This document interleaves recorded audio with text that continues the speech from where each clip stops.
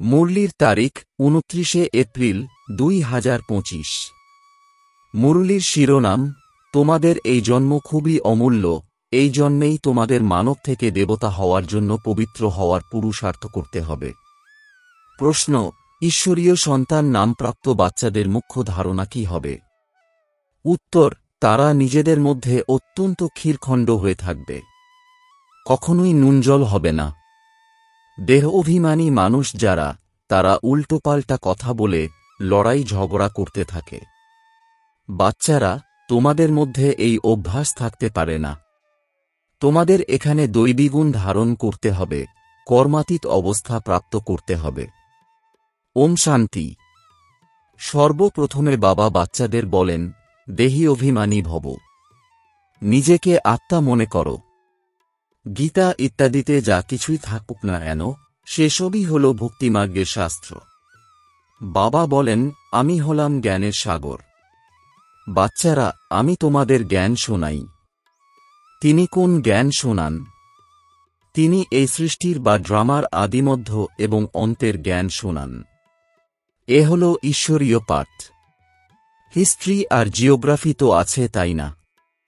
ভক্তিমার্গে কেউ history geography পড়ে না, তারা এর নামই নেবে না। সাধু সন্তাদি বসে শাস্ত্র পাঠ করে। এই বাবা তো আর কোনো শাস্ত্র পাঠ করে শোনান না, তিনি এই পড়া পড়িয়ে তোমাদের মানুষ থেকে দেবতা বানান। তোমরা এখানে মানুষ থেকে দেবতা হতেই আসো। যদিও ওরাও মানুষ আর তোমরাও মানুষ, কিন্তু মানুষ বাবাকেই ডাকে যে, হে পতিত পাবন এসো। তোমরা তো একটা জানো যে, দেবতারা হলেন পবিত্র। বাকি তো সমস্ত মানুষ অপবিত্র, তারা তো দেবতাদের নমন করে। তারা দেবতাদের পবিত্র আর নিজেদের পতিত মনে করে, কিন্তু দেবতারা পবিত্র কিভাবে হলেন, তাদের পবিত্রকে বানালো, এ কোনো মানুষ মাত্রেই জানে না। বাবা তাই বোঝান, নিজেকে আত্মা জ্ঞান করে বাবাকে স্মরণ করা, এতেই যত পরিশ্রম। তোমাদের দেহ অভিমান থাকা উচিত নয়। আত্মা হল অবিনাশী, সংস্কারও আত্মার মধ্যেই থাকে। আত্মাই ভালো এবং খারাপ সংস্কার নিয়ে যায়। তাই বাবা এখন বলেন, তোমরা দেহী অভিমানী হও। নিজের আত্মাকেও কেউ জানে না। রাবণ রাজ্য যখন শুরু হয় তখনই অন্ধকারের মার্গ শুরু হয়। মানুষ দেহ অভিমানী হয়ে যায়। বাবা বসে তোমাদের বোঝান, বাচ্চারা, তোমরা এখানে কার কাছে এসেছ? এনার কাছে নয়। আমি এনার মধ্যে প্রবেশ করেছি। এনার অনেক জন্মেরও অন্তিম জন্মে হল পতিত জন্ম। অনেক জন্ম কি? সেও আমি তোমাদের বলেছি, অর্ধেক কল্প হল পবিত্র জন্ম, আর অর্ধেক কল্প হল পতিত জন্ম। তাই ইনিও এখন পতিত হয়ে গেছেন। ব্রহ্মা নিজেকে দেবতা বা ঈশ্বর বলেন না। মানুষ মনে করে প্রজাপিতা ব্রহ্মা দেবতা ছিলেন, তাই তারা বলে, ব্রহ্মা দেবতায় নমঃ।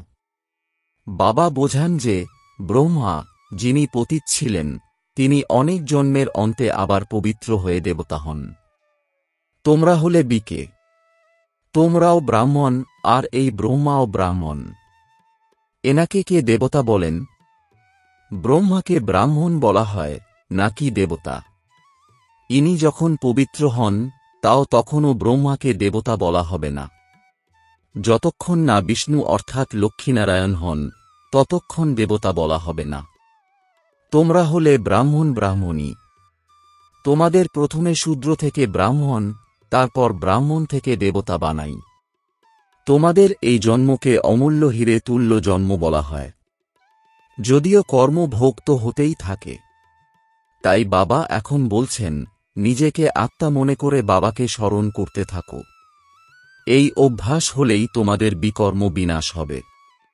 নিজেকে দেহধারী মনে করলে বিকর্ম বিনাশ হবে না। আত্মা ব্রাহ্মণ নয়, শরীর সাথে থাকলেই তখন ব্রাহ্মণ, তারপর দেবতা, শূদ্র ইত্যাদি হয়। তাই এখন বাবাকে স্মরণ করারই পরিশ্রম। এ হল সহজযোগ। বাবা বলেন, এ হল সহজের থেকেও সহজ।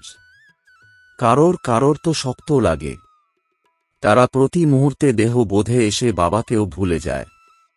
দেহী অভিমানী হওয়াতে সময়ও তো লাগে। এমন হতেই পারে না যে এখনই তুমি একরস হয়ে গেলে আর বাবার স্মরণ স্থায়ীভাবে টিকে গেল। তা নয়। তোমরা কর্মাতীত অবস্থা প্রাপ্ত হলে তখন তোমাদের শরীরও থাকবে না। পবিত্র আত্মা হালকা হয়ে একদম শরীরকে ছেড়ে দেয়। পবিত্র আত্মার সঙ্গে অপবিত্র শরীর থাকে না। এমন নয় যে এই দাদা কোনো পারে পৌঁছে গেছে। ইনিও বলেন, স্মরণের খুব পরিশ্রম। দেহ অভিমানে থাকলে উল্টোপাল্টা কথাবার্তা, লড়াই ঝগড়া ইত্যাদি চলতে থাকে। আমরা আত্মারা সব ভাই ভাই, তাই আত্মাদের মধ্যে কিছু হতে পারে না। দেহ অভিমানের জন্যই এই দ্বিধা এসে যায়। বাচ্চারা, এখন তোমাদের দেহী অভিমানী হতে হবে। দেবতারা যেমন ক্ষীরখণ্ড, তেমনি তোমাদেরও নিজেদের মধ্যে খুবই ক্ষীরখণ্ড হয়ে থাকা উচিত। তোমাদের কখনো নুনজল হওয়া উচিত নয়। যারা দেহ অভিমানী মানুষ, তারা উল্টোপাল্টা কথাবার্তা, লড়াই ঝগড়া করতে থাকে। বাচ্চারা, তোমাদের মধ্যে এই অভ্যাস হতে পারে না।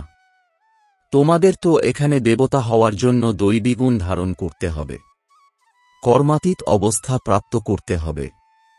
তোমরা জানো যে এই শরীর, এই দুনিয়া পুরানো এবং তমপ্রধান।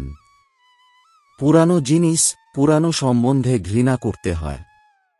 দেহ অভিমান ত্যাগ করে নিজেকে আত্মা মনে করে বাবাকে স্মরণ করতে হবে, তাহলেই পাপ বিনাশ হবে। অনেক বাচ্চাই এই স্মরণের যাত্রায় ফেল করে যায়। জ্ঞান অনুভব করাতে খুবই তীক্ষ্ণ হয়, কিন্তু এই স্মরণের পরিশ্রম খুব বেশি। এ হল বড় পরীক্ষা। অর্ধেক কল্পের পুরানো ভক্তই তা বুঝতে পারে। ভক্তিতে যারা পিছনে থাকে তারা এ তো বুঝতে পারে না। বাবা এই শরীরে এসে বলেন, আমি প্রতি ৫,০০০ বছর অন্তর আসি। আমার এই ড্রামাতে পার্ট রয়েছে এবং আমি একবারই আসি। এ হল সেই সঙ্গম যুগ। লড়াইও সামনে উপস্থিত। এই নাটক হল ৫,০০০ বছরের। কলিযুগের আজও যদি আরও ৪০,০০০ বছর হয়, তাহলে না জানি কি হবে। ওরা তো বলে, ভগবানও যদি আসে, তাহলেও আমরা শাস্ত্রের বলা পথ ছাড়ব না। তারা এও জানে না যে ৪০,০০০ বছর পরে কোন ভগবান আসবেন। কেউ মনে করে কৃষ্ণ ভগবান আসবেন। নিকট ভবিষ্যতে তোমাদের নাম উজ্জ্বল হবে, কিন্তু সেই অবস্থাও হওয়া চাই। তোমাদের পরস্পরের মধ্যে খুবই প্রেমের সম্পর্ক থাকা উচিত। তোমরা তো ঈশ্বরীয় সন্তান, তাই না? তোমরা হলে ঈশ্বরের সাহায্যকারী, এমন মহিমাও আছে। তোমরা বলো যে আমরা পতিতকে পবিত্র করার জন্য বাবার সহযোগী। বাবা, আমরা কল্পে কল্পে আত্মঅভিমানী হয়ে তোমার শ্রীমতে চলে যোগবলের দ্বারা নিজেদের বিকর্ম বিনাশ করি। যোগবল হল সাইলেন্সের শক্তি। সাইলেন্সের শক্তি আর সায়েন্সের শক্তির মধ্যে রাত দিনের তফাৎ। ভবিষ্যতে তোমাদের অনেক সাক্ষাৎকার হতে থাকবে। শুরুর দিকেও কত বাচ্চা সাক্ষাৎকার করেছে, পার্ট প্লে করেছে। আজ আর তারা নেই। মায়া তাদের গিলে ফেলেছে। যোগে না থাকতে পারলে মায়া খেয়ে ফেলে। যদিও বাচ্চারা জানে যে ভগবান আমাদের পড়ান, তাহলে নিয়ম মতো পড়া উচিত। না হলে খুবই কম পদ পাবে। সাজাও অনেক ভোগ করবে। এমন গায়নও তো আছে, আমি জন্মজন্মান্তরের পাপী। সত্যযুগে তো রাবণ রাজ্যই থাকে না, তাহলে বিকারের নামও সেখানে কিভাবে আসতে পারে? সে হল সম্পূর্ণ নির্বিকারী রাজ্য। সে হল রাম রাজ্য আর এ রাবণ রাজ্য। এই সময় সকলেই তমপ্রধান। প্রত্যেক বাচ্চাকেই নিজেদের স্থিতির পর্যবেক্ষণ করা দরকার যে আমরা বাবার স্মরণে কত সময় থাকতে পারি, দৈবী গুণ কতটা ধারণ করেছি। মুখ্য বিষয় হল নিজেদের ভিতরে দেখতে হবে আমাদের মধ্যে কোনো অপগুণ তো নেই। আমাদের খাওয়া দাওয়া কেমন? সারাদিনে কোনো ফালতু কথা বা মিথ্যা কথা বলি না তো? অনেক সময় শরীর নির্বাহের কারণেও তো মিথ্যা বলে ফেলতে হয়, তাই না? তখন মানুষ মনে করে দান পুণ্য করলে এই পাপ খণ্ডন হয়ে যাবে। ভালো কাজ করলে অবশ্যই পরিবর্তে ভালো ফল পাওয়া যায়। কেউ যদি হাসপাতাল তৈরি করে তাহলে পরের জন্মে সুস্বাস্থ্যের অধিকারী হয়। কলেজ তৈরি করে দিলে ভালো পড়াশোনা হবে, কিন্তু পাপের প্রায়শ্চিত্ত কি? তার জন্য তারা আবার গঙ্গা স্নান করতে যায়। বাকি যে ধন দান করে তা দ্বিতীয় জন্মে পেয়ে যায়। তাতে পাপ মুক্ত হওয়ার কোনো কথা থাকে না। সে হল ধনের লেনদেন ঈশ্বরের জন্য দিয়েছে, ঈশ্বর আবার অল্পকালের জন্য ফেরত দিয়ে দিয়েছে। এখানে তো তোমাদের পবিত্র হতে হবে, বাবার স্মরণ ছাড়া অন্য কোনো উপায় নেই। পবিত্র মানুষ পতিত দুনিয়াতে থাকবেই না। ওরা ঈশ্বরের জন্য ইনডাইরেক্ট করে। ঈশ্বর তো এখন বলেন, আমি তোমাদের সম্মুখে এসেছি পবিত্র বানানোর জন্য। আমি তো দাতা, তোমরা আমাকে দাও, তখন আমি তার পরিবর্তে তোমাদের দিয়ে থাকি। আমি নিজের কাছে কিছুই রাখি না। বাচ্চারা, তোমাদের জন্যই এই বাড়িঘর ইত্যাদি বানানো হয়েছে। সন্ন্যাসীরা তো নিজেদের জন্য বড় বড় মহল ইত্যাদি বানায়। এখানে তো শিব বাবা নিজের জন্য কিছুই বানান না। তিনি বলেন, এর পরিবর্তে তোমরা নতুন দুনিয়াতে 21 জন্মের জন্য প্রাপ্ত করবে, কেননা তোমরা সম্মুখ লেনদেন করো। তোমরা যে অর্থ দান করো তা তোমাদেরই কাজে লাগে। ভক্তিমার্গেও আমি দাতা আর এখানেও আমি দাতা। ওখানে হল অপ্রত্যক্ষ আর এখানে প্রত্যক্ষ। বাবা তো বলে দেন, যা কিছুই আছে তা দিয়ে তোমরা সেন্টার খোলো, অনেকের কল্যাণ করো। আমিও তো সেন্টার খুলি, তাই না? বাচ্চাদের দেওয়া তা দিয়ে আমি বাচ্চাদেরই সাহায্য করি। আমি তো নিজের সঙ্গে অর্থ নিয়েই আসি না। আমি তো এসে এনার মধ্যে প্রবেশ করি, এর দ্বারাই কর্তব্য করাই। আমি তো স্বর্গে আসি না। এসব কিছুই তোমাদের জন্য, আমি তো অভোক্তা। আমি কিছুই গ্রহণ করি না। আমি এমনও বলি না যে তোমরা আমার পায়ে পড়ো। বাচ্চারা, আমি তো তোমাদের মোস্ট ওবিডিয়েন্ট সার্ভেন্ট। তোমরা এও জানো যে সেই হল আমাদের মাতা পিতা, আমাদের সব কিছুই। তাও তিনি নিরাকার। তোমরা কোনো গুরুকে কখনোই তোমেব মাতা পিতা বলবে না। গুরুকে গুরু আর টিচারকে টিচার বলবে। এনাকেই তোমরা মাতা পিতা বলো। বাবা বলেন, আমি কল্পে কল্পে একইবার আসি। তোমরাই 12 মাস পরে জয়ন্তী পালন করো, কিন্তু শিব বাবা কখন এলেন, কি করলেন, এ কেউই জানে না। ব্রহ্মা বিষ্ণু এবং শঙ্করের কর্তব্যের খবরও কেউ জানে না, কেননা উপরে শিবের চিত্র উড়িয়ে দিয়েছে। না হলে শিব বাবা তো হলেন করণ করা বনহার। তিনি ব্রহ্মার দ্বারা সব করান। এও বাচ্চারা, তোমরাই জানো যে তিনি কিভাবে এসে প্রবেশ করে সব করে দেখান। তিনি তোমাদেরও বলেন, তোমরাও এমনভাবে করো। এক তো খুব ভালোভাবে পড়ো, বাবাকে স্মরণ করো, দৈবী গুণ ধারণ করো। এনার আত্মাও যেভাবে করেন। ইনিও বলেন, আমি বাবাকে স্মরণ করি। বাবাও এনার সঙ্গেই থাকেন। তোমাদের বুদ্ধিতে আছে যে আমরা নতুন দুনিয়ার মালিক হব।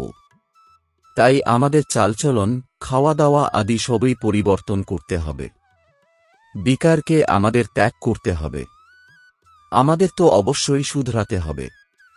যত শুধরাতে থাকবে, তারপর ধীরে ধীরে শরীর ত্যাগ করবে এবং উচ্চ কুলে জন্ম নেবে। এই কুলেরও আবার নম্বরের ক্রমানুসার হয়। এখানেও খুব ভালো ভালো বংশ হয়। 4 মেয়ে ভাই সবাই একসাথে থাকে, কোনো কোন ঝগড়া আদি হয় না। বাচ্চারা, এখন তোমরা জানো আমরা অমর লোকে যাচ্ছি, যেখানে কোনো কাল গ্রাস করতে পারে না। ভয়ের কোনো কথাই থাকে না। এখানে তো দিন দিন ভয় বাড়তে থাকবে। তোমরা বাইরে বের হতে পারবে না। তোমরা এও জানো যে এখানে কোটিতে কয়েকজনই এই পাঠ গ্রহণ করবে। কেউ তো খুব ভালোভাবে বুঝতে পারে, লিখেও রাখে, এরা খুবই ভালো। এমন বাচ্চাও অবশ্যই আসবে। রাজধানী তো স্থাপন হতে হবে, তাই না? আর অল্প সময়ই বাকি আছে। বাবা সেই সব পুরুষার্থী বাচ্চাদের খুবই মহিমা করেন, যারা এই স্মরণের যাত্রায় তীক্ষ্ণ দৌড় লাগাবে। এই স্মরণের কথাই হল মুখ্য। এতেই পুরানো হিসাব নিকাশ শোধ হয়। কোনো কোনো বাচ্চা বাবাকে লেখে যে, বাবা, আমি রোজ এত ঘন্টা স্মরণ করি। বাবাও তখন মনে করেন, এ খুব ভালো পুরুষার্থী। পুরুষার্থ তো করতেই হবে, তাই না? তাই বাবা বলেন, নিজেদের মধ্যে কখনোই লড়াই ঝগড়া করা উচিত নয়। এ তো পশুদের কাজ। লড়াই ঝগড়া এ হল দেহবোধের পরিচয়। এতে বাবার নাম বদনাম করে দেবে। বাবার জন্যই এমন কথা বলা হয় যে সদ্গুরুর নিন্দক টিকতে পারে না। সাধুরা এ কথা নিজেদের জন্য বলে দিয়েছে। তাই মায়েরা তাদের খুব ভয় পায় যে তারা অভিশাপ না দিয়ে দেয়। তোমরা এখন জানো যে আমরা মানুষ থেকে দেবতা হতে চলেছি। এখন আমরা প্রকৃত অমর কথা শুনছি। তোমরা বলো, আমরা এই পাঠশালাতে আসি শ্রী লক্ষ্মীনারায়ণের পদ প্রাপ্তির জন্য, আর কোথাও এমন কথা বলে না। এখন আমরা নিজেদের ঘরে ফিরে যাব। এখানে স্মরণের পুরুষার্থই হল মুখ্য।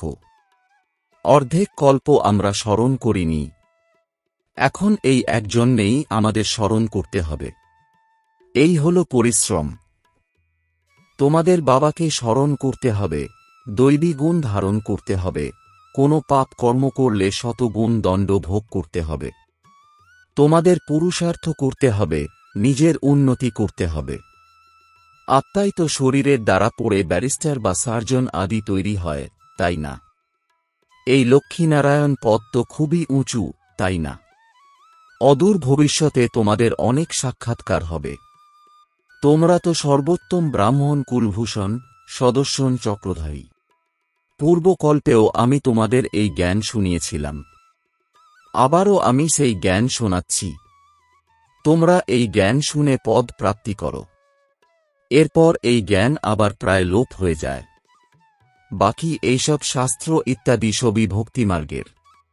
আচ্ছা, মিষ্টি মিষ্টি প্রশিক্ষার্থী বাচ্চাদের মাতাপিতা বাপদাদা স্মরণে স্নেহসুমন আর সুপ্রভাত। আত্মাদের পিতা তাঁর আত্মারূপী বাচ্চাদেরকে জানাচ্ছেন নমস্কার। ধারণার জন্যে মুখ্য সার: ১. মনে মনে নিজের পর্যবেক্ষণ করতে হবে যে আমি বাবার স্মরণে কতটা সময় থাকি, দৈবী গুণ কতখানি ধারণ করেছি, আমার মধ্যে কোনো অপগুণ নেই তো, আমার খাওয়া দাওয়া আচার আচরণ রয়্যাল তো, আমি অপ্রয়োজনীয় কথাবার্তা বলি না তো, মিথ্যা কথা বলি না তো। ২. স্মরণের চার্ট বৃদ্ধি করার জন্য অভ্যাস করতে হবে আমরা সব আত্মারা হলাম ভাই ভাই। দেহ ভাব থেকে দূরে থাকতে হবে। নিজের একরস্থিতি মজবুত করতে হবে এবং এর জন্য সময় দিতে হবে। বরদান: ৫ তত্ত্ব আর ৫ বিকারকে নিজের সেবাধারী বানিয়ে মায়াজিত স্বরাজ্য অধিকারী ভব। এর বিস্তার: যেরকম সত্যযুগে বিশ্ব মহারাজা এবং বিশ্ব মহারানীর রাজড্রেসকে পিছন থেকে দাসদাসীরা ওঠায়, এইরকম সঙ্গম যুগে তোমরা বাচ্চারা যখন মায়াজিত স্বরাজ্য অধিকারী হয়ে টাইটেলস রূপী ড্রেস দ্বারা সজ্জিত থাকবে, তখন এই ৫ তত্ত্ব আর ৫ বিকার তোমাদের ড্রেসকে পিছন থেকে উঠিয়ে রাখবে, অর্থাৎ অধীন হয়ে চলবে। এর জন্য দৃঢ়সংকল্পের বেল্ট দ্বারা টাইটেলসের ড্রেসকে টাইট করো। ভিন্ন ভিন্ন ড্রেস আর শৃঙ্গারের সেট দ্বারা নিজেকে সজ্জিত করে বাবার সাথে থাকো, তাহলে এই বিকার বা তত্ত্ব পরিবর্তন হয়ে সহযোগী সেবাধারী হয়ে যাবে। স্লোগান: যে গুণ বা শক্তিগুলির বর্ণনা করছ সেগুলির অনুভবে হারিয়ে যাও। অনুভবই হল সবথেকে বড় অথরিটি। ওম শান্তি।